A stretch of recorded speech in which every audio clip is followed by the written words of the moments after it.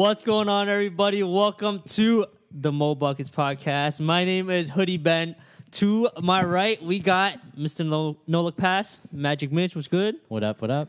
And then to his right, we got the Vision, Frankie Vision. What's good, everybody?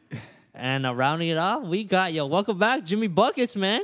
I'm back. He's been off. He's been on the IR for a minute, man. IR for a minute. Getting that West Coast sunshine, man. What's going on? Yo, it's good, man.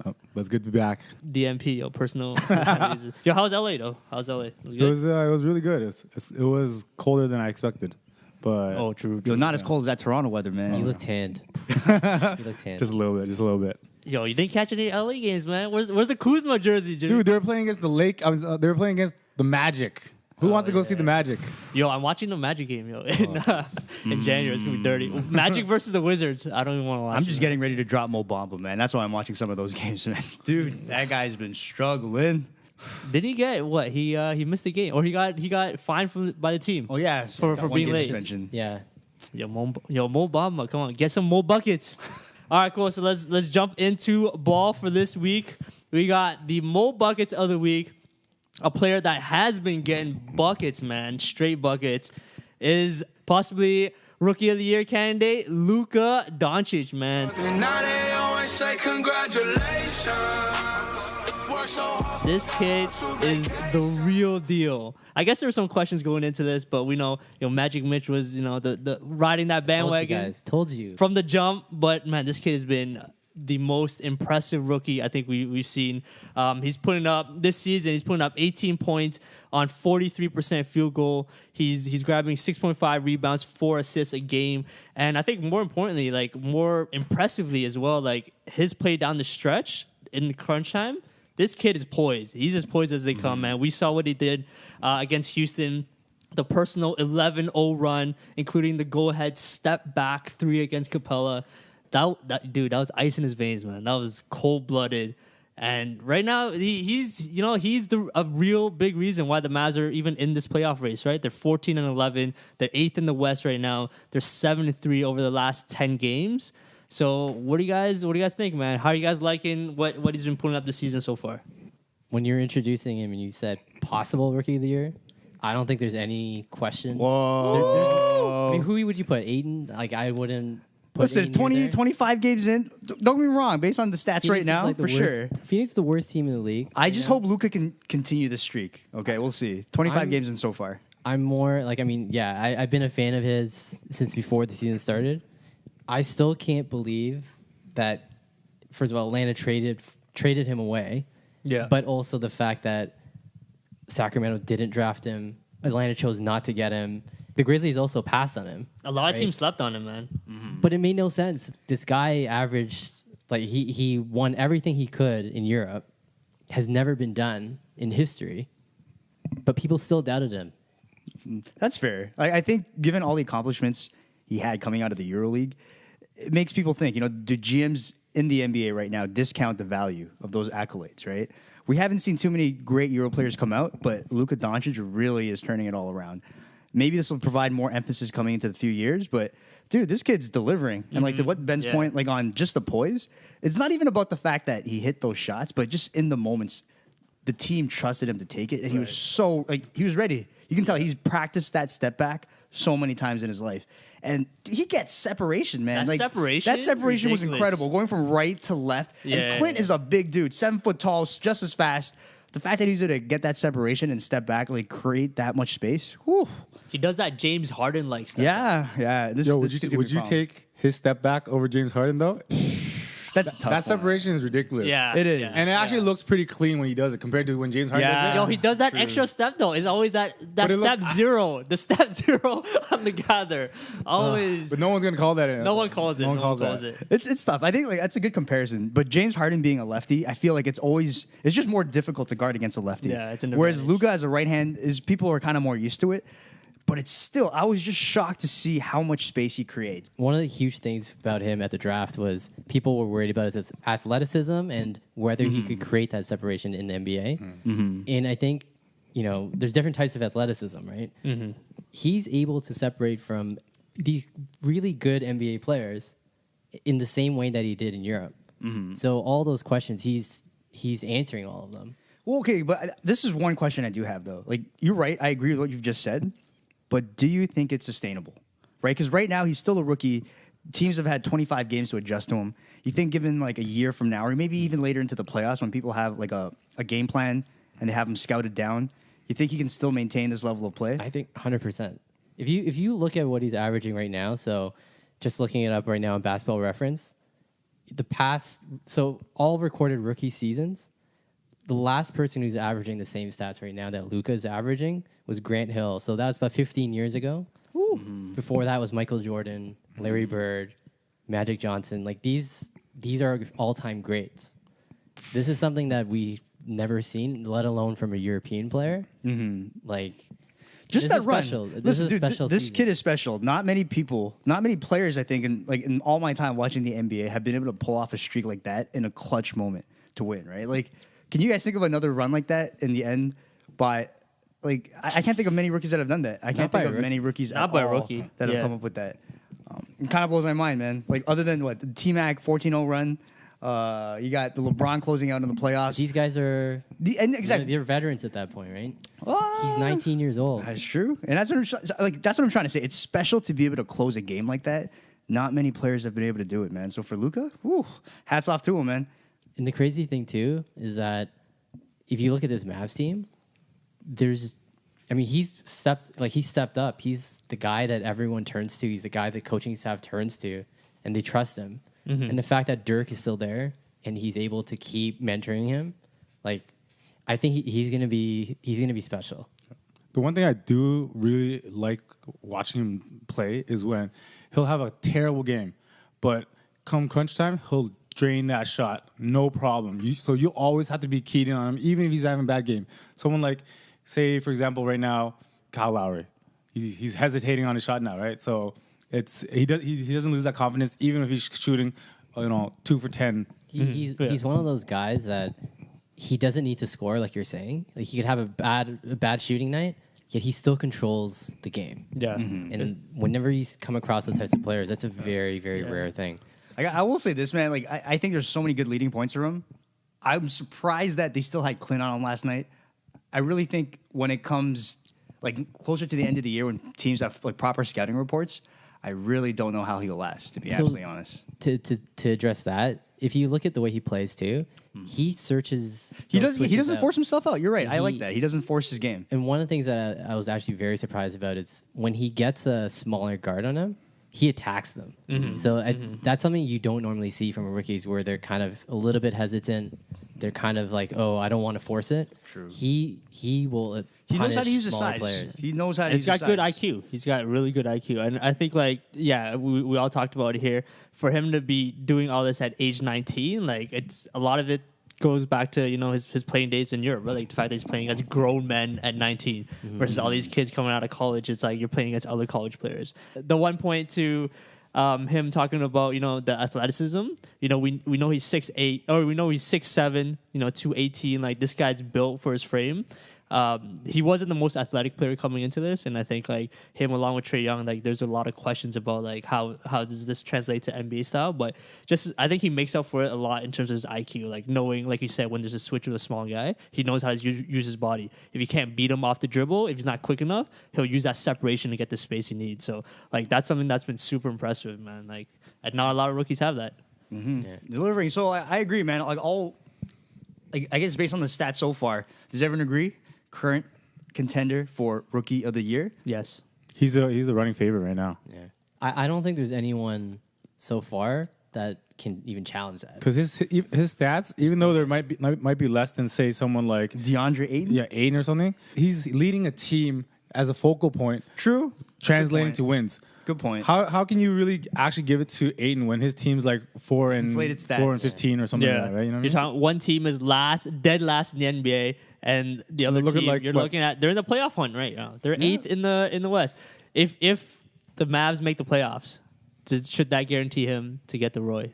Oh, 100%. Oh, yeah, 100%. 100%. Because you're Especially in the West. Especially in the West, and the fact that he's legitimately leading this team. Yeah. I'm not going to lie, guys. I was kind of thought Dirk might have a comeback season. I thought he would have an amazing season, especially with Luka Doncic. This guy had to bring Dirk Yo, in dude, there. I thought Dirk. I thought this was gonna be Dirk's year, Yo, man. it's for Adrian. Yo, but he's doing it for passing over Adrian. though. I gotta give it to him, man. It is Luka's team now. Like, right? This is Sure. now Luka's Yeah, team. yeah. Dallas is not trading him forever, yo. Dallas will never trade this kid. They will But probably keep Atlanta him for did. life. Yeah. Atlanta did. But I have a question though. Since you said that all these teams passed up on Luka, where you're saying he's the running favorite of Rookie of the Year, do you think it's mostly because from past experiences, aside from Dirk, how many other teams drafted a European thinking they'll be the next Dirk or the next big thing to come up from Europe? Look at Toronto, Bargnani, right?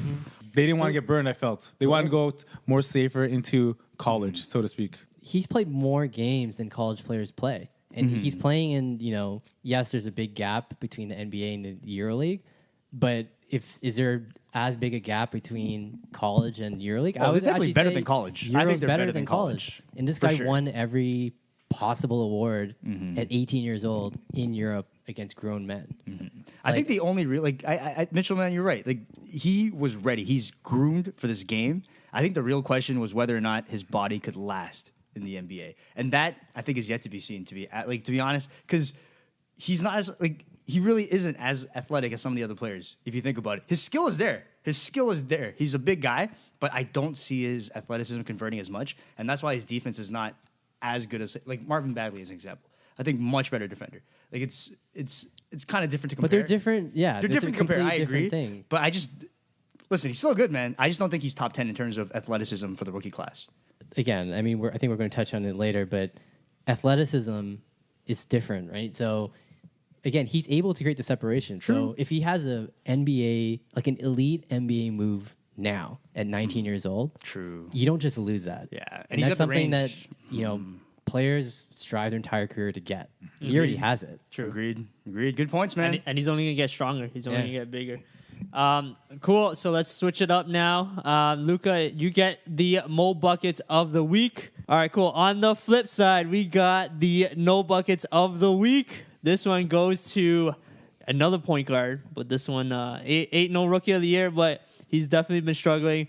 Mr. Kyle Lowry, man. After coming off a blistering MVP-like start this season, this guy's, cooled off to say the least, man. He's really been struggling, to be honest. And, we've seen over the last 4 games now, he's only averaging 4 points, 4 rebounds. He's still getting dimes. He's getting 8 assists, but 4 turnovers, shooting 14% from field goals, 12% from three-point land. And this guy's just been camped from the three-point line. 25 of his last 28 field goal attempts have come from beyond the arc. And he's only attempted a total of 4 free throws in that same span. So needless to say, with his struggles, the Raptors have also been struggling. They're 1-3 in the past 4 games. They're still close games, but they're definitely losing it in the clutch. They're not coming up big when they need to. And all of this, is quite concerning for the Raptors, for Raptors fans and the Raptors organization. Are you guys concerned that this might be like a long-term thing, or Are you concerned? Are you really concerned? I'm kind of concerned. Are you man. surprised? I'm surprised that there's always a moment every single season that Kyle Lowry has these kind of struggles. Then why are you surprised? To be absolutely fair, this was expected. He was not going to sustain the MVP-like performance, like you mentioned. He was killing it beginning of the season, and you knew eventually, based on law of averages, he was going to fall back to earth. This hard though that he's gonna been put really up bad. 0 points in a game. Frankie, how can you say, okay, we can give him the MVP numbers, but why do you go to the opposite spectrum and give you nothing? Why can't there be just that in between where you have one bad game and then we're back to normal? Why is there like a long stretch? There has to be like an underlying issue of why he's playing this way. Issue or not, I think when it comes to the averages, man, what goes up must come down, right? And if you just look at the way he's been playing too, it's not like he's playing terribly. To be absolutely honest, if you look at the games in detail, if you look at the games in detail though, he's not forcing terrible shots. I don't think he's forcing terrible shots. He's missing wide open shots. Yeah. He's been terrible. And he's not aggressive. No, He's but not that's what I'm attacking trying to the say, basket. right? You're missing shots. He's not taking bad shots. It's not like the way he's playing is bad. He's just not hitting shots. I think Kyle Lowry is the best Raptor in history. Whoa. Oh, 100%. Best Raptor in history He's the best Raptor. Yeah. Over DeMar? over Kawhi everything Leonard. that say DeMar's done? Where's DeMar? Mitchell. Hold on. Mitchell. Whoa. Well, we gotta pump the brakes here. Pump the brakes. We gotta pump the brakes. Pump the Mitchell, wait, brakes. hold on. Kyle Lowry over Kawhi Leonard. Even 20 games of Kawhi Leonard. I'm thinking all-time Raptor. All time, career. Vince Carter. Vince Carter. I don't think he's better than Vince Carter. I Dude. think the way Vince went out, I would rather have Lowry. No matter what, though, I would say, as you mentioned Kawhi Leonard, I would say thank God for Kawhi Leonard right now. Look at that trade, right? Well, the thing is they've lost quite a few games now with Lowry playing this bad, but all those games that they've lost have been really close. Mm-hmm. So that's the only. But that's thing the that gives me reason hope. why it's so close. But that's the thing that gives me a bit of hope is the fact that they can keep it this close with these good teams, and Lowry's hasn't scored. Mm-hmm. And that's what I'm trying to say. Like, I'm not worried because his style of play has not gotten worse. He's just not hitting shots. And that happens. Like, all basketball players, you go through a phase where you're just not hitting open shots. It's not as if he's, like, forcing different type of angles. He's not trying to do things he's not been doing before. And like you mentioned, he's still getting 8 assists a game. It shows that he's pushing the ball. He's making the right passes. He's getting the lane. He's drawing the contact. He's still a plus hitting nine. shots. He's I still agree. a +9 in terms of the plus minus. When Don't he get me is on the wrong. court. I agree. He hasn't been good. He hasn't been hitting shots. But that being said, he's still making the right basketball plays. He looks hesitant though sometimes. Oh, you'd be hesitant too, dude. Of course, if you're shooting 14% from. Well, yeah, no, that's what I'm wherever. saying. Like I don't think he's like, for example, when they played the Bucks, why was he even out there still? To me, like once he got the ball, Bucks knew he wasn't going to shoot it. Yeah. Mitchell, So- did you just say he's possibly the greatest Raptor of all But time? I'm saying that he in his career, yes, but in the past month, he's been terrible. Yeah. You I'll still fully have to keep him acknowledge up. he's been He's a leader, terrible. but Mitchell, as a leader, I think you can't take him out, especially in clutch minutes. Like as a leader, He was a detriment to the team, and But he's still in your that leader. moment. And Mitchell, and it I don't think matter part about of that moment, part man. of that concern, why I say it, like I am a bit concerned because, like to Mitch's point, he's not just missing shots. Like his play overall, he's not taking those charges again. He's not as aggressive. He's not going to the basket. Like it's one thing to be missing wide open shots, but this guy's an all-star. Let's be honest. He's an all-star point guard. He's been one of the best point guards in the East. You should know that if your shot's not falling, you should try to impact the game in other aspects, right? Drive to basket, whatever it is. But the other point is too, like during this kind of struggling streak, a lot of these bad games are against the elite teams that he That's what I was gonna technically say. should be delivering, right? They lost against the Bucks. They won against Philly, but he put up duds against Philly and against Denver. These are 3 top tier teams that the Raptors might possibly be playing in the playoffs or whatever the case is. So those are tough matchups for Kyle Lowry too, right? All those teams have good opposing guards that can kind of lock down the wing. It's a tough matchup for Kyle Lowry. And again, he's on a cold streak. Let's call it for what it is. Is it cause for concern? I think it's a little bit too early to say that. I don't think it's a cause for concern. This is gonna happen again in the playoffs. But I'm you've seen telling it, though. you. But why is it But why- concern? why Why are are you you surprised? seeing Right, this? We've seen this, so I why are know, you no, concerned? I've already We've accepted seen this this fact. But why is it acceptable that we can take it as it is? Why is it acceptable? I'm not saying it's acceptable, but you've already seen it. You can expect this. You can expect it, right? That's what I'm trying to say. If you're a Messiah, you're not surprised at this happening. Is it a concern? That's why I feel like I'm on the narrative that the Raptors need to get a legit second scorer, someone like Bradley Beal that can be that consistent scorer with Kawhi. You can't tell me Kyle Lowry is consistently scoring. He's I not. don't He's agree. not. And I that's a do. big problem. That's a big hole that we got to fill. You can't expect Ibaka to fill that Exactly. void. You You can't can't expect expect Ibaka fresh to man score Seeing 20 Ibaka points. take those deep twos broke my heart. Yo, we were just giving it to Ibaka, like step back, deep twos. That's not the game plan we want. To touch on your point, Jimmy, like I think that when you compare how he was playing at the beginning of the season, he was playing much more aggressive in all aspects. This last stretch, he just hasn't been aggressive. And I think it's more he's trying to figure out exactly how does he fit in this new offense with Kawhi. I think because Kawhi's been missing games too, right? And it's it kind of you can tell it kind of messes him up. I feel like it's a combination of you mentioned a lot of good points, and I think it's a combination of those combined with the fact that teams are starting to figure out the Raptors. You know what I mean? Like we've had 20 games where we've gotten a new player, 2 new players, right? Other teams have seen that now, and they're making adjustments to us as a system, right? And that's why I think you're seeing the Raptors struggle. We haven't been able to adjust like other teams have to us. So, yes, they're struggling. They're still number 1 in the East. True. Right? Yeah. Let's not lose sight of that. They're still the number one team in the East. We're just flipping out because we're Raptors fans and we've just seen this too many times. Yeah, because honestly, like Not right now, surprised. like the Raptors came out of the gate blazing. You know, they went through their whole honeymoon phase. Everyone's all happy. They got into their first fight. How are they gonna get past this? Are they gonna get better, or are they gonna start imploding downwards? They got to figure it out. Jimmy, words of wisdom, man. You gotta figure it out. Jimmy got the words of wisdom. And there. it was interesting. Both Lowry and Masai sat down and had interviews with ESPN. Lowry visibly is still sour from that. From what went down with DeMar. And we heard what he said is that Masai is just pretty much he's just the president of the team, and Lowry's just a point guard. He's just an employee.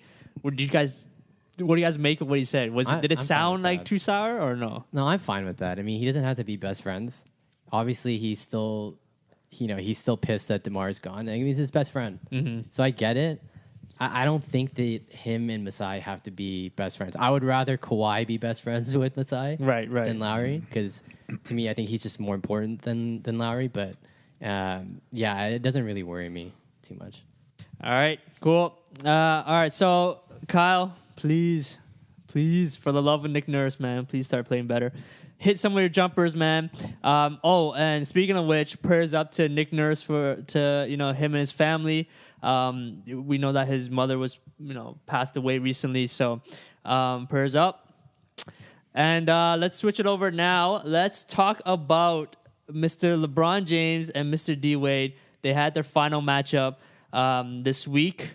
The one last dance we saw with them at the Staples Center. They did the whole jersey exchange and everything afterwards. Man, this one really kind of hit home and tugged in my emotions a little bit, just to see kind of the fact that I guess both of these guys are the two best players left from that the 2003 draft class. But this is really the end of an era for that draft class, man. You look at all the things that LeBron's done, all the things that D Wade has done from an individual standpoint, as well as when they're teammates, and even actually stemming this out to the rest of the draft class. You see what Chris Bosh has done, what Melo has done. Any fond memories from either this draft class as a whole or LeBron and D Wade together? All in all, guys, do you think this is still one of the best draft classes of all time? Like, just mentioning LBJ, Wade, Bosh, Melo, those are some of the most iconic players we've seen in our era. I don't know if we've seen a draft class that was this stacked. Like, since. I don't know. At this point, I can't think of any other draft class that comes close. No, I mean, you have LeBron, who's best player of the generation right now. For sure, that's 4 surefire Hall of Famers. Yeah, for sure. And the fact that 3 of them were on the same team for a period crazy. of time, that is just, we were lucky to see some great basketball. Yeah, still blows my mind Think about it. That, yeah. Like, if you think of those years, like, it is 4 straight finals appearances from that team. It's kind of sad to see it all come to an end, man. Like, the only people left are LeBron, Kyle Korver, and Zaza that is still active in today's league. And D Wade. Well, come on, man. It's his last season. It's his last season. It's coming to an end. But man, what probably my greatest memory of, let's say, with Wade is when they're in the finals. I think it was his 3rd season. They were down 2 games. He led that against comeback that Dallas run. against the Dallas run yeah, Mavericks. Shaq, yeah. That was crazy. I think, and then they won 4 straight to win the championship in his 3rd season. That was crazy. I think man. if that happened now, people would be going crazy. Yeah. I mean, people were going crazy back then too, but And the he'd be fact- bigger now, right? Yeah, you're right. And the fact that people forget that D Wade won his first chip before LeBron did. Like, when it's all said and done, like, people And it was might his sleep team. on that. It was his team. Shaq clearly Darko was said. first. Yeah. Darko was first. The Number forgotten one. one. No, you know what I mean? Like, Wade was such a character that even Shaq knew going into it, this is Wade's team. Yeah. And, like, looking back, man, one of the best D Wade moments, I'll never forget that matchup against LeBron where there's they get the block off LeBron and then they're running the fast break. Verjao, he tries to draw the charge. And then D Wade, I jumped out of my chair, man. That dunk was one of the most iconic dunks. I'll never forget it. Yo, he folded him in half. He folded him in half and literally in walks half. over him after. And I was like, this is my house. That was one of the most ridiculous dunks. Even LeBron was like, oh my goodness, man. Like, even LeBron was cheering for that. That was the craziest dunk I've ever seen in game, man. Because I jumped out my seat. athletically, when you look at Wade, right, everyone says like LeBron's one of the most gifted athletes of all time.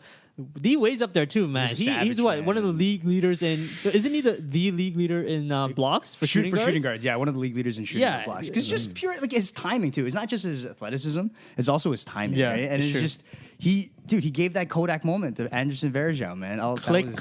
Click. Vintage D Wade, man. Vintage D Wade. Well, for me, my favorite moment, I can't categorize this one moment. It just those plays he had with LeBron, those alley oops, iconic. The one when that one picture where he already lobs it up and he's already running back, hands in the air. Celebrating. Right, that's the most iconic picture of him and LeBron. That's gonna go down. Like that should be plastered on like their living room as a memory. BFFs for life, man. BFF. That just made BFFs. It's more than basketball. But that was just chemistry in motion, right? Like that was the definition of amazing chemistry. Like if you look at that team, all those alley-oop passes they had. Remember that full court, almost a full court alley-oop pass to LeBron? They just had chemistry on another level, man. Yeah, and to that note, because like even after the game, Wade came on and kind of talked about what him and LeBron brought, and how he thinks that their brotherhood, like kind of on and off the court, shifted the NBA culture, right? Like he was saying that people didn't understand how they could be like best buds off the court and then still compete on the court the same night. Like you remember when they first came out, like Charles Barkley, all these like old Michael quote Jordan. unquote old heads were like, oh, I can't stand how these guys are like best friends. Like, nah, you got to hate each other. And like the fact is, like this new generation, like they introduced this concept that this is gonna be bigger than basketball, Jim. Like you said, True. On the court we're gonna go at each other's throats, but off the court, hey, you know what? Like, your family can stay over, we can still hang out, like we can still build this banana boat, off the court. But I agree, like these guys in terms of competitiveness, like D Wade, man, he's got 3 wings. He could have hung this up a long time ago. The fact that he even decided to put his body through one more season of this just showed that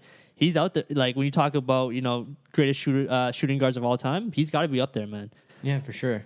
I mean, if you look at what he's done in his whole career, who would you put above him other than obviously MJ, probably Jerry West? But other than that, Kobe. Oh, Kobe too. Come on, dude. After Kobe, yeah. But after Kobe. Yo, I'm not gonna lie. He's number 3. He's number 3.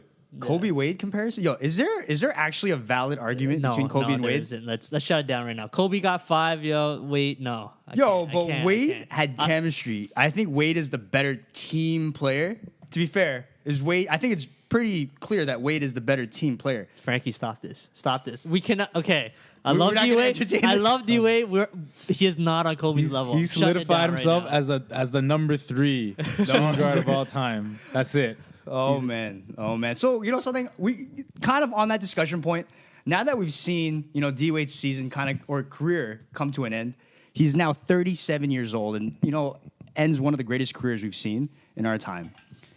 If you can look back into his resume of seasons over the years, if you were to rank D Wade's prime seasons to today's NBA, where would he rank in the rankings of shooting guards? Right? At his peak, D Wade averaged 30 points a game. I think 7.5 assists, 5 rebounds, 2.2 steals, and 1.3 blocks. That was a stacked season. This is when he was 27. At his prime, where would D Wade fit in the modern NBA? Because, again, when D Wade is in his prime, then the game was different. 3-point shooting wasn't as emphasized. Yeah. The pace wasn't as fast. Quite a bit has changed if you think about it. So if you were to, rewind the clock and put vintage D Wade now, where would he be? Where would he be in the top shooting guards in today's league? I would still put him at the top. Well, I would say in his prime, I would say James Harden has probably had a better prime right now, just because on offense he can do everything. Yep. But in terms of overall value to the game and to winning basketball, I would say Wade would be right up there. The fact that he averaged over 2 steals and over 1 block a game as a shooting guard, that's crazy. I think he probably be, especially the importance of wing defenders in today's game. I think you would have to probably consider him also as potentially defensive player of the year with the defense that he could bring at that guard spot. Yes, his 3-point shooting wasn't great, but I think just everything else that he did, it's We've never seen anyone like that really since that. Yeah. And let's not forget, he was one of the most clutch players in his prime. Super like clutch, he's man. he's hit his share of game winners. Like he's had duels with like Kobe back in the day, like LeBron. He's held his own every single time. And I think, like you said, like if we're gonna bring him to today's standards, there aren't that many players in today's standards, especially shooting guards, that you could say are super clutch, right? Like James Harden. Yes, he's hit big shots. We've also seen him miss a lot of shots. Like Klay Thompson, he's a great, two-way player, great shooter. In the clutch, he's had his moments too. But besides that, like, which other shooting guard can you really say you can give the ball at the end of the game? Like Devin Booker, maybe, but like he's not on that level that D-Wade was, right? So one comparison I would say D-Wade would be, I would say he's like Jimmy Butler on roids. Yeah. Jimmy Butler's clutch. He has the defense. He basically has similar games to him, but he's just that offense is just so much more polished. He can get to the line anytime he wants. He has the refs' help.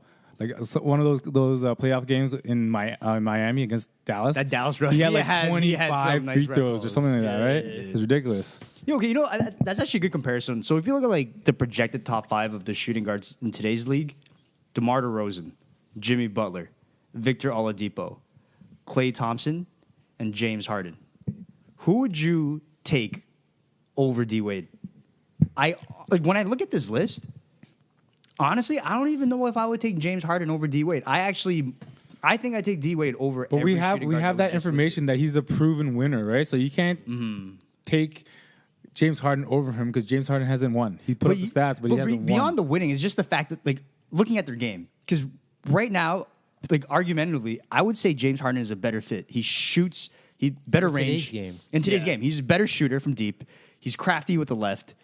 He gets to the line a lot, too. He's probably more efficient than D-Wade at getting fouls. But I still think, sorry, but you can see that D-Wade's trying to change his game as well. He's shooting more threes recently too, more than his career-wise. True. So he knows if you said you put that prime D-Wade into this era, he's gonna adapt. He's going to adapt. He's like, oh, we're going to shoot more threes? He'll shoot more threes. But in my opinion, though, even prime D-Wade at 27, 28, even with his limitations at the three-point line, I think I'd take him over every player we just listed. It's just his overall package of offense, defense, and his clutchness. You can't take that clutch gene away. Like, that matters. And I think that's better than all these players you just listed, man. More than Jimmy Butler. I don't know if I'd take anyone else over him. agreed. Yeah, I think I would have him up there too because like even if we're comparing against James Harden plays zero defense. Like let's be honest. No one does. No one plays defense anymore. I do like the comparison with DeMar DeRozan though because I think like their games are quite similar. But yeah, again, if you're gonna put DeMar DeRozan versus D-Wade, I'm taking D-Wade easy all day. D-Wade County, man. But yeah, greatest Heat player of all time in history, no doubt. No doubt. Without a question. Unless you say LeBron, all right. Unless you say that's nah. Yeah, wait. If you're a true Heat fan, then you would choose D-Wade over LeBron. That's like Mitch saying Kyle Lowry is the greatest rapper of all history. Mitch, No. That's still true. Yo, it's debatable. You go at Mitch, yo. At Mitch. No. Still true. Don't at me. Yeah, all right, cool. So keep it moving. Keeps it moving. Another player that D-Wade used to play for, the Chicago Bulls, man. These guys are a mess. A flat-out mess. They're the last place in the East right now. Last week, they fired Fred Hoiberg. Their assistant, Jim Boylan, got promoted to head coach. And let's just say it's been fireworks, man, to say the least, going down in Chicago. They've been struggling, to say the least. You know, they had that 56-point blowout loss to Boston. And then after that, I guess Jim Boylan's really just trying to put his stamp on the team, but he held 3 2.5-hour practices in his first week as head coach. That included extra wind sprints and players doing military-style push-ups. And as a result of that, like a lot of players clearly were frustrated with his coaching style. They held, players-only meetings. They've had meetings with the head coach, even the GM and upper management. But a lot of players, including Zach LaVine, Justin Holiday, Robin Lopez, and Lauri Markkanen, kind of pretty much voiced their displeasure with the head coach. What do you guys make of this whole, shift in the Bulls? I guess, first of all, were you surprised with the firing of Fred Hoiberg? And the second is, what's going on with Jim Boylan? Like, is he even gonna last? So to me, it makes no sense. Like I have no idea what the Bulls are doing. Like, are you trying to tank? Like, I thought that's what Fred Hoiberg was there for. Are you trying to win now by bringing in a new coach, but your team still is terrible? Like, it makes no sense to me how, aside from Fred Hoiberg and what, the argument can be made whether he could have been successful or not with with the players that, the team put around him. But the fact that the GM, and upper management are still there, it makes no sense to me. This is the Chicago Bulls. Yeah. They're one of the most storied franchises in the NBA history. And the fact that like why are you firing the head coach now? Like you're already tanking. You're trying to win now? Like that doesn't make any sense. I totally agree with what Mitchell said. It's almost like an example of overmanagement. You know what I mean? Like they weren't going to win. Looking at how the players have been doing over the 20 games that they've had, just the lineup that they had also, they had no potential really to really make a difference on the East, even on the Eastern Conference, right? They didn't have the potential to make it into the playoff race. So for them to kind of change it up now, unless there was some bad chemistry with the ongoing coach in terms of how they're developing players, I don't see any reason why you should have made this firing. It's a sad case of dysfunction, man. And dude, it's terrible for a storied franchise. Yo, I'm not even mad at the firing. I'm just more mad at how entitled these Bulls players are. Who are you? Who are you to even think, oh, you're getting more time to doing practice, doing sprints? You're losing. You're losing. Management wants to win. Not necessarily, but they want you to at least put an effort, right? How can you complain and go complain to the what's the thing called? NBPA. NBPA. Yeah, like that. Like you're complaining that, oh, they're making me run more. For getting paid millions of dollars. How entitled are you guys, really? Like you guys, when you're growing up, high school, uni, you get put through that, you don't make a noise. But once you start getting paid, you feel entitled to complain that, oh, I don't need to work that hard. I can just come in, show up, get a paycheck. But you weren't complaining when you were going for that goal of getting into the NBA. But once you get into the NBA, you're complaining now. You just lost by 56. I think, to be fair, I think a big part of that is probably the person that this voice is coming from, right? It's just like his style, Jim Boylan's style that he adopted was clearly from Greg Popovich, right? When he learned a lot of this kind of like, hey, if the players aren't playing well, I'm going to yank all 5 players at the same time. Like he's trying to pull a lot of these antics that he learned from Greg Popovich and instill it to the Spurs to try to instill it into the Bulls to try to turn this organization around. But on the flip side, the players are like, yo, first of all, who are you? You're like a first-time head coach. But who are they? Like, I agree. But it's like, it's one of those things like, if they heard from Greg Popovich, 100%, yeah, this guy's a mastermind, like we're going to listen to everything he says. But on the flip side, like if you haven't proven yourself before, like why do players need to follow you?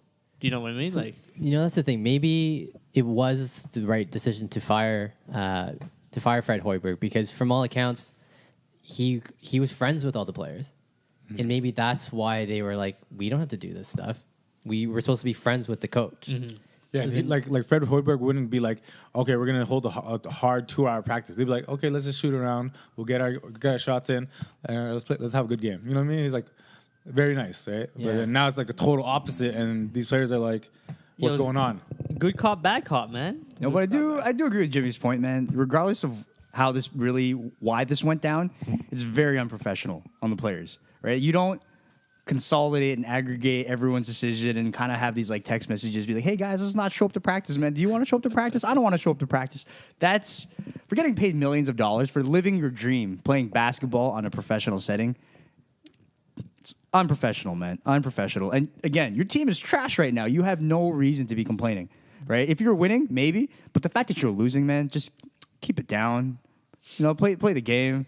Zach, I don't want to run these suicides, Frankie. You want to run more suicides? Dude, if I get paid $1 million, I'll run all the suicides you want. All right, that's just the way it is. And at the end of the day, you have to have some pride in yourself. You're losing. Your team is struggling. Have pride. Don't complain about work. Like that is the last thing you want. You should never be complaining about work. Never be complaining about work. That 56-point blowout against the Celtics. You should be scarred. That was the second worst loss for a home team in NBA history. It's brutal, man. On Like, their own floor. but you don't think about it. If you're on that team that just got blown up by 56 points, how do you have the audacity to complain about practice, right? Like, it's just if it doesn't eat at your soul, like it doesn't eat at your core as a competitor, I don't know how you're gonna make it in the NBA. I really don't. Telling you, it's the young blood coming up, man. They just have that entitlement. Yeah, you're right. Frank, you're talking as if this team is full of Kobe Bryant's, D It Wade, don't LeBron. matter. You're getting paid millions. Their big signing in the summer, Jabari Parker, came out and said, I'm not playing defense. He admitted that he's not going to play defense. They don't pay him for that. That's brutal, man. That's brutal. Hey, maybe this is why you got to hit a full culture reset, man. Just not pretty. That's why I'm not on the player side, man. Like I don't understand this this complaining. You should be punished for losing for 56 points. Yeah. You should be punished. Yeah. And I agree, Mitch, with what you said before. It's like this is pretty much like saying that if the Lakers got blown up by 56, and players, and fans would be okay with that. No, the players, the fans, everybody within the organization needs to look at themselves in the mirror and be like, dude, we can't be losing every single year. We had arguably the greatest player ever give us 6 championships, and this is what our organization is now like. So I don't know, man. I don't know. Well, that's just what it is, man. So I guess, is it easy to say now? Are the Bulls in for a season of tanking? Is there any doubt, guys? Is there any doubt? Tanking by force. Not even voluntary. Oh, All terrible. right. So, so on that, right? What is the goal of tanking? Ultimately, that's the hopes of more ping pong balls to get you the number 1 pick, which ultimately leads to the question, what are you trying to draft for? In this year coming up, we've got an exciting draft class with 2 key prospects, both coming out of the Duke Blue Devils. 2 great candidates in RJ Barrett, Zion Williamson. It's a classic case of raw athleticism versus poised skill. Zion is 6'6", 285 pounds. He's fast. He jumps high. This kid's potential is through the roof. And then on the other side, you've got RJ Barrett, 6'7", 202 pounds, but he's got solid ball handling, great shooting stroke, already got great basketball IQ, and he can be ready right now in today's NBA. So that leads to the question, man. What do you draft? Do you draft for a kid that's ready, a kid that's got the skill and the talent, or do you draft a kid that's just a freak athlete that, honestly, we don't see many players that are 285 in general. We don't see players in general that are 285 with the speed and strength that he's got. He's a specimen, man. What do you do? What do you do? Yeah, I'm just going to start this off by saying Zion's got a freight train of a body. Mm-hmm. And we haven't seen a freight train of a body like this come through since LeBron James. And I think he's even bigger than He's LeBron. bigger than He's LeBron even James. bigger than He's LeBron. bigger than It's LeBron. like Barkley. Like Barkley, like Sean Kemp-ish style. Like, Dude, LeBron was only 210, like 215 when he was like that age. true, he did. He was only like get jacked 215, over. 220. He wasn't even that big.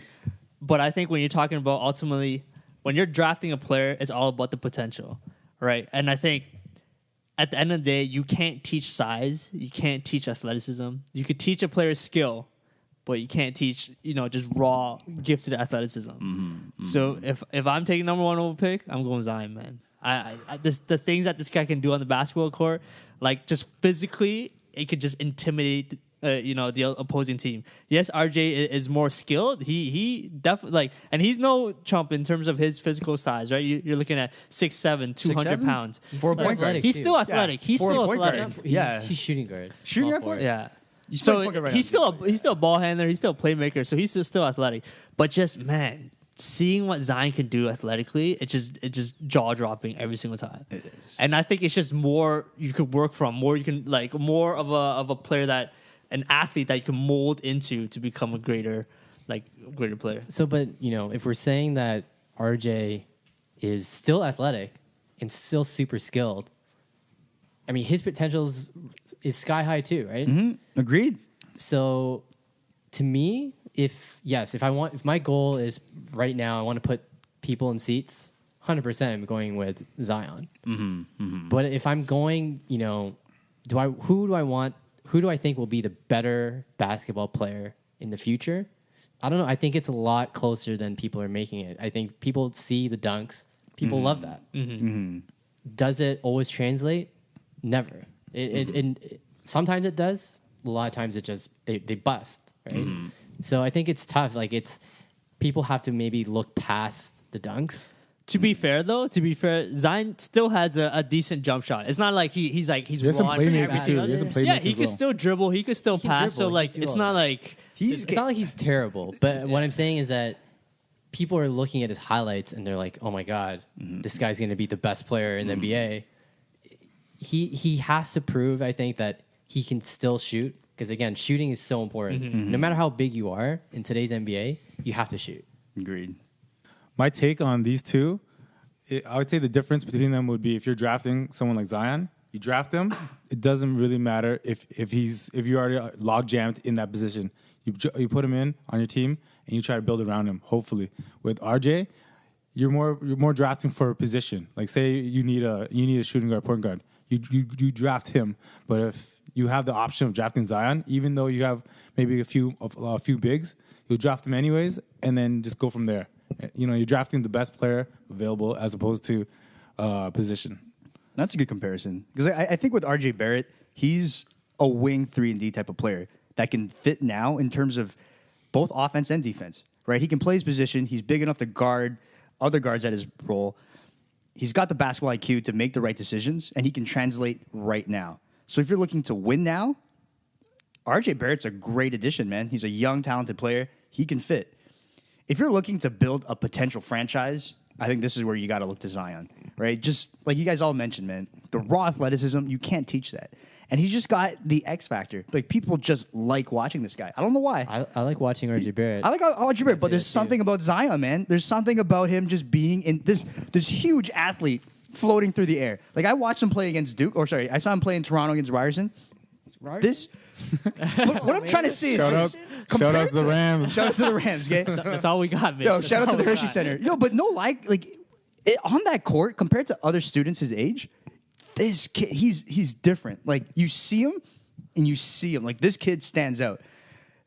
I think one of the biggest problems, though, is at 6'6", 285, I don't really know what position he plays in the NBA. I don't think he's fast enough to really play the shoot. Like, not fast enough, but he doesn't have the agileness to play the shooting guard. And he's not gonna play shooting guard. He'll probably be like 3. But I don't even know if at 6'6", though, he's not a big small forward either, which is a problem, right? He definitely won't be getting the same laneway dunks that he's got. What I think is really good is that his footwork is key. Like, he doesn't need the ball necessarily to just run the offense. He's great at the one step, one dribble, attack, and he explodes. In the NBA, I think that translates well. But when you're going to face small forwards like the Kawhis, like the LeBrons, or just even like there's so many more small forwards now that can put a strong defensive presence against them. I don't know how well he'll adjust. And again, I don't know if he fits that well at the 3. Like, my comparison, people want to put him towards LeBron. I see more of a Julius Randle. Like That's a what I was more gonna say, Julius huge, Randle. like athletic Julius Randle. But he's Julius smaller. Randle, Smaller than Julius Randle. He's Julius not- Randle has found a spot where he doesn't shoot. He can drive to the hoop. He has playmaking abilities. He's found what he can do without a shot. All he has to do is play with probably the best big man. Basically. Yo, but to be fair, Julius Randle's 6'9", though, right? Julius Randle's 6'9". He's quite a bit taller than Zion at 6'6". I think Zion still has potential to grow. Maybe realistically, he's probably 6'7". You know, like realistically 6'7". But still, he's kind of undersized at the 3. I don't know how well he'll translate because realistically, I kind of want him to slim down. If he can slim down and play a shooting guard, that might be better. I think everything about Zion and his future success in the NBA will hinge on his ability to shoot. If he can't shoot and everyone knows, okay, he's just going to try and run at the rim and destroy it, I'll just take a charge. I mean, I'll be very scared to take a charge from him. No, but there's centers that can stop that There's in the people NBA. like you just. So what? You're gonna play him like Ben Simmons? He can't I play don't Ben think he Simmons. can handle the ball like Ben Simmons. And he's smaller than Ben Simmons too. Ben Simmons is 6'9". I think his best position will be at the 4 because there's going to be so many mismatches. A 6'6" But power he's forward. 200. He's But he's 280 6'6". A pounds, 6'6" power forward. That's But going to be a if difficult he's in one. the East, in that's today's fine. NBA, Yeah, small ball. You go small more ball. teams are going 4 out, 1 in, and if you have a player that big and he's that strong, I think it'll make up for any deficiencies in his height because he's super athletic too, and he's been good on the defensive end. Don't get me wrong. I agree with all you said. I just think in the NBA though, he's it's tough because he doesn't fit in a traditional position. At 6'6", 285, I really don't know where you fit. He doesn't. Yeah, and you're right. Like, I think like us trying to slot him into a specific role might not necessarily be, what's best for him, because like we know, like in terms of like players that are different. Like we look at Luka Doncic, like he's not a traditional point guard size per se, but like he's 6'7", like he's bigger than what a traditional point guard would be, but he makes it work in the NBA, right? And I think that's what makes Zion so unique, is that you look at players that are just like we talked about, like he's 6'6", but like he's like the height of it, he's a shooting guard, but the body wise, like the frame of it, he's a power forward, and we've just never seen like a player composition as unique as him, right? And I think that is why I would take him, just because of like such a unique position presents so many unique opportunities that you might not necessarily get with the RJ Barrett, even though RJ Barrett is more polished at this point. You know what? I'm obviously everyone's going to pick Zion, I think, but I will say that I'm not going to be surprised if RJ is the better. Oh, better rookie of the year? Better I think better career. season. Ooh, because, better career. So from all accounts, his personality and his demeanor, it reminds people of Kobe. He is willing to do all the work that's needed. Mm-hmm. He's probably the hardest worker. And again, I don't know, we don't know these guys, but from all accounts, RJ Barrett works. He constantly So, Mitchell, works. if you were to build a franchise, what was your answer? Say a raw franchise. You had no existing stars. You're one of these trash teams right now in the league. One of the Phoenixes, Knicks, Atlantas, Cavs, Bulls, whatever. I'd want to roll I would roll the dice with Zion.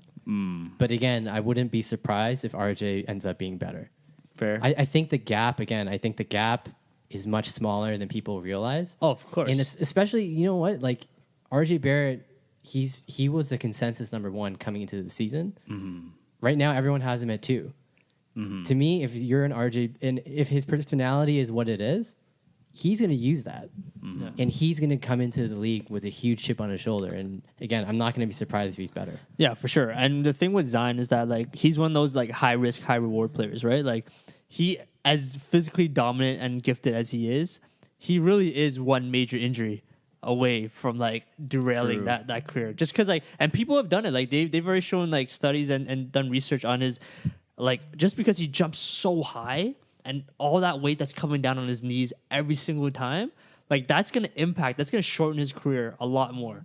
Dude, he's a truck, man. He is a truck, and he's seeing this guy play. It was like when I was watching Ryerson play, they were afraid to get in front of him, and he's so much denser than you think. Like when you see him play, he's dense. I can't explain it, man. Like Ryerson was scared, and he had some highlight reel dunks. Who mixtape was on that? Sorry, Hoops Hype. They drafted him up. Like it was, dude. This kid's gonna be a problem. And like to everyone's point, man, I still think at the end of the day, if you're gonna start a new franchise, I think you have to go with Zion. Like beyond all the basketball, he sells tickets. This kid, he's just got the personality. There's something about that. He's aura. already a star, man. He's already a star. So like that's why I think like for the money reasons too, you kind of have to go with Zion. So you mentioned the Bulls, and are they leading the tanking? So looking at the potential teams that would be landing spots for Zion, where would you say, or where would you want him to go? I don't want him to go anywhere on those bottom feeding teams. Honestly, I don't like the whole system of the lottery where you're enticing teams to lose on purpose or not try and just lose just to get more ping pong balls. It makes no sense. Like you're basically gonna give one in a generation type player to one of these bad teams that are terrible at management, and you're just gonna waste their years there, and they're just gonna bounce the moment they can. Well, you're hoping for them to bounce back, right? You're trying to give these bottom feeder teams one shot, right? Because hey, listen, man, these Phoenix, Knicks, Atlanta, Bulls, they might be one big piece away. How many years has Phoenix drafted a top 5 pick, and what have they done? They've been terrible. Nothing. But imagine a lineup of Devin Booker, Zion, and DeAndre Ayton, and they'll still lose. Dude, I don't know, man. I can guarantee you that. They're just badly run. They'd be fun to watch. That'd be fun. Honestly, a solid team, especially if they kept Ariza too. Like that would honestly be a pretty solid team. I think of the bottom feeder teams we listed: Phoenix, Knicks, Atlanta, Cavs, and Bulls. He fits really well in Phoenix. Like they would be a solid team out in the West if they were to bring it all together. At the shooting guard, the 3-4, and then you've got Ayton at the 5. They've got solid pieces, man. Phoenix might be on the come up. I'd also want to see them on the Knicks. Yeah, I was gonna Knicks. say Knicks. I think he's got the personality for the Knicks. That's New true. York hasn't Garden. had That is that true. guy, right? Yeah, but isn't it KP's team when he comes back, or what's that going to look like? TBD. TBD. You're right though. That would be the environment. That would be the lights. They're gonna draft him, and then they're gonna sign Kyrie. Or KD. Or KD. KD. That's what I was going to say. Or KD. KD. We'll 1, see, 2. man. We'll Or see. him. I mean, okay. I'm just looking through these teams. If you see him on Atlanta with Trae Young, Trae Young. That could Nope. be exciting. too. That could Nope. be exciting. It won't be great, but they'll be exciting. Well, That's you got probably Trae Young, him, John Collins, Torian Prince. pretty good. I want to see him with on the Bulls though with Zach LaVine. Oh, Those kids will be That just would be bouncing interesting. Yeah. through the roof. That would Yo, be Dunk Bros, athleticism. bring those back. That would be pretty sick. No, but honestly, out of all those teams, though, I think Knicks might be the best landscape for him. Like, that's just the bright For lights, personality, man. if you For want his some personality, for the selling. Why not RJ on that team? RJ's about winning, okay? RJ, I think, is about a team man, that's he ready to could fit win. that. He could I fit don't that know where team. RJ would go. He would fit that team. RJ probably fits. I could see RJ on the Bulls. Him and Zach LaVine. I can That see him could on be an Phoenix, interesting too, I though. can see him on I Phoenix, can see him too. on As a Phoenix. point guard, shooting guard combo with Devin, that'd be pretty solid backcourt. And they're more poised to win versus the Knicks. Like, straight up, man, I don't know what the Knicks are doing. Kevin Knox Kevin had a good Knox. game. He had Kevin one Knox good game. is nice, yeah. Like, what are they doing, man? What are they about doing? Frank Oh, Ntilikina? Frank's terrible. It's over. Oh man, but yeah, so dude, it's gonna be an interesting class for next year. It's gonna be exciting to see where he ends up, though. RJ Barrett versus Zion Williamson. That's going to be a key storyline to look out to. Yeah, we should throw that on our social polls. See what people think. Because you're right, Mitch. I think this is a lot closer than what people think. Like I talked to a couple of people, and like people are high on the RJ Barrett train. Let's be real. Like everyone. But are you? wanna book a Is it seat? because you're Shout out talking to to Team them? Canada. You're talking to them because they're the locals. They're from Toronto. They're trying to back RJ. They are from Toronto, but Exactly, but exactly. No, but I think just objectively, overall, he's yeah, there, objectively, man. yeah, it's true. Objectively, the kid is ready. The kid is ready But now. he's shown enough promise. I Too. think book me a seat on that RJ Barrett train. Yo. I think I might ride with RJ. Yo, but Zion's a truck. He's like a truck that the speed of a Lamborghini. It's not fair. You don't see the strength and speed. that combination is It's deadly, ridiculous, man. Do you Yeah. see that dunk he had over Ryerson? Like, his head is over the rim, and he's able to cock it back, too. I was like, oh, my A goodness. train is more unstoppable than a truck. Yeah, a brick wall is more unstoppable. Zion got that American muscle, man. You got that Vin Diesel. I want to know what he's eating, man. That kid must be eating well, yo. I think he's probably still growing, too, right? He's got a few more inches in him. 100%. All right, cool. So I'm pretty sure everybody's gonna keep a close eye on them as they develop throughout the season. Let's switch it over now. Let's look at the wall of L's and 3 upcoming key games over the next 2 weeks or so. We got the first one. We got OKC at Denver on December 14th. That's a Friday. Who y'all got? I'm going to say OKC for this one, man. OKC's just, they've been on a streak. Westbrook is back. Brody is back. He's looking the same. He's looking back to his old self. He's going to be killing these Denver Nuggets, man, because that's a matchup he's going to circle in his calendar. And I think Denver's also kind of injured right now, battered up a little bit. So I got to go with OKC on this one. My one question is Swaggy P playing though? Shout out to Swaggy P. Who would have thought that because of the injuries that he's getting another shot in the NBA? Yo, I Dude, would've he's an never NBA thought. champ, man. Swaggy champ. Swaggy champ. Yo, can you imagine he comes back, he hits like a game winner against like Brody, and done, sticks his tongue out. It's a wrap. Bruh. So Jimmy, did I have you for Denver? Nah, I'm still rocking with OKC, man. Nah, Oh, man. Yo, you can't say all that and then go. Jimmy, man, OKC. come on, just man. giving that misdirection, man. I'm gonna go OKC. I think Denver. They have injuries now, right? So I'm gonna go OKC. I'm also riding OKC. Bruh. And yo, I think besides Westbrook, man, we also got to give shout out to PG, man. Paul George's been balling out, though. Like, this guy, he hit his first game No winner, OT, no OT. No OT. Yo, OT. you got to give it to Westbrook for the quadruple double. 10 turnovers. I was like, yo. That was I'm like- ridiculous, That was man. thanks The for fact my that- fantasy team, man. Just get the 10. Just get it anyways. And then we got Portland at the Clippers, December 17th. That's a Monday. Who y'all got, man? Both teams. Or Clippers, actually, it's a surprise of this year. You know, like a lot of people sleeping on them. But we got Portland versus the Clippers. I'm gonna roll with the Clippers. They're just playing really, really well right now. They're home, right? Yeah. Yeah, just gonna give them the home team. Yo, Clippers are a team, man. I got to admit, like, everyone plays on that team. There's not like one or two star players that shine out. I do think Portland wins this one, though, man. Just the backcourt duo of Dame Dollar and CJ McCollum. I don't see, like, Clippers have guard stoppers in Avery Bradley. Beverly as well. Avery Bradley, too. And Beverly, you know. Shea Gilgeous. Yeah. They're solid Got defenders. clamps, man. Yo, but I think this is the time, man. I think Portland's trying to make that click. They're trying to separate, and this is a key matchup for them to win. I'm going Portland. Mitch? I'm going Clippers. Right now, they're 9-2 at home, so really good at home. So I'm going to go with Clippers. I'll also go with Clips. And I agree. And also, Gallinari's been balling out recently, too, man. It's interesting. They're one of those teams where they don't have a star, per se, but they got a bunch of really good players, man. They remind me of, like, the Mavs a couple of seasons ago, where, like, they didn't have, like, a full star, but they're just stocked. People were saying Detroit Bad Boys. Those are, like, the Rasheed Wallace era.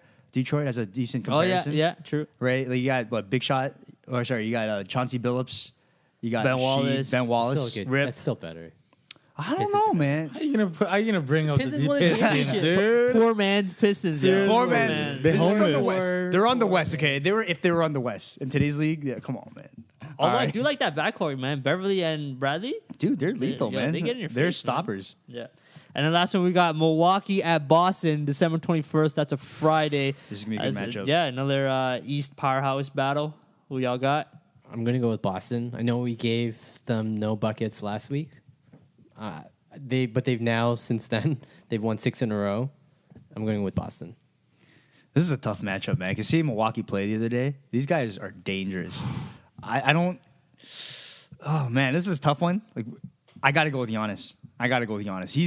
He's in another zone right now. And I think, again, this is a key matchup for Milwaukee. He's going to circle this. He's going to be ready for Boston. And a statement game like this, I think he's going to step up. Okay. Jimmy. I'm gonna go with Boston. Boston's gonna step up. Everyone they play so much better against the Bucks. They do play well against the Bucks. Yeah, they match up well. Like it's gonna be another like Bucks versus Boston kind of like a Playoff classic. series? It's gonna be a classic. Yeah. It's gonna go down to a wire. I'm going Milwaukee on this one.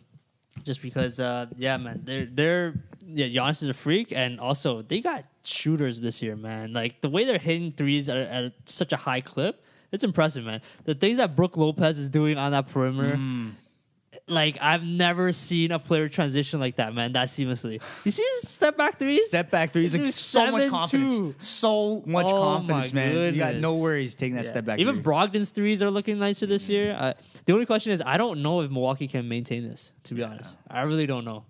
That'll be the test.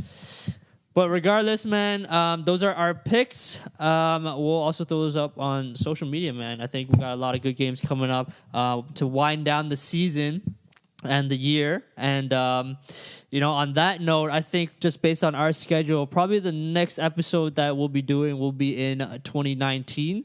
Everybody's, we got the holidays coming up. People are going to be traveling, and, we just want to spend some time with our families. So we want to say we appreciate y'all, to all our listeners out there, man. Have a Merry Christmas. Have a happy holiday. Spend some time, get that NBA ball in. Christmas Day, we know there's going to be a ton of matchups on that day. Everybody's going to be glued in. So we appreciate everybody. Y'all got any words for listeners, man? Stay blessed, man. Stay winning. Bring on 2019. Let's go. Bring on 2019. All right, man. And on that note, you guys know where to find us on social media and podcasts and all that good stuff. Check out our website, mobucketspodcast.com. Everything is going to be there in terms of articles, podcasts, again, social media channels, email, anything you need. So stay tuned on there. And on that note, we'll see y'all in 2019. Until then, keep getting buckets. Peace.